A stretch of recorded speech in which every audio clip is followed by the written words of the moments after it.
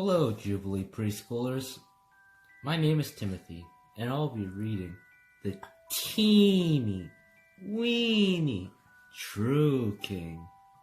Samuel anoints David from 1 Samuel chapter 16. God's people had a new land. Now they wanted a king. But God is your king, Samuel told them. He is the one who looks after you best. We want a real king, they said. One we can see. God knew that a king might not be kind to his people or look after them as well as he would. But God's people didn't care. They wanted a king, and they wanted him now. So God gave them a king. He was called Saul, and he seemed like a good king at first. But he became proud and stopped listening to God. He didn't obey God or love God with his whole heart. Saul can't help me with my plan, God said. I need a king who loves me and will teach my people to love me. I need a true king.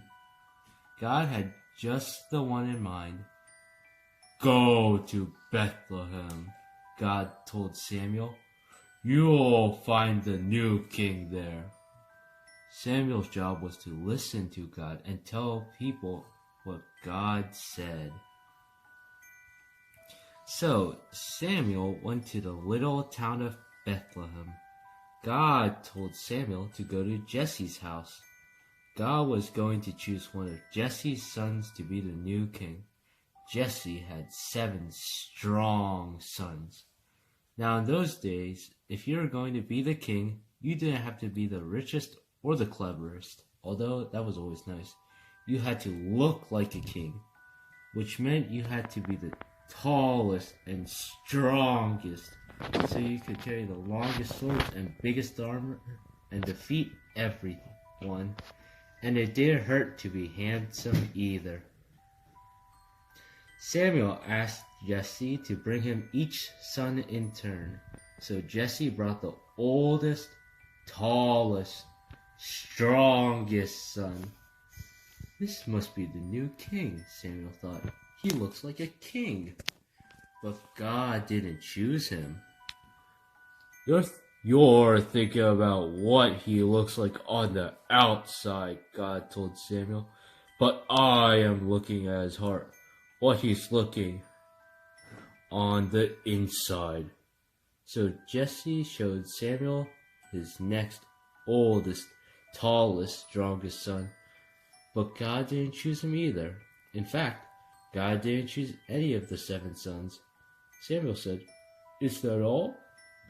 Jesse laughed. Oh well, there's the youngest one, but he's just the weakling of the family. He's only teeny.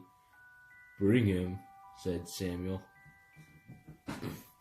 Jesse's youngest son came running up, and God spoke quietly to Samuel. This is the one. His name was David. He has a heart like mine, God said. It is full of love. He will help me with my secret rescue plan, and one of his children's will be the king, and that king will rule the world forever. Samuel anointed David's head with oil, which was a special way to show that you are God's chosen king. You will be the next king one day, Samuel told him. And sure enough, when he grew up, David became king. God chose David to be king because God was getting his people ready for an even greater king who was coming. Once again, God would say, Go to Bethlehem. You'll find the new king there. And there, one starry night in Bethlehem, in the town of David, 3 wise men would find him. The end.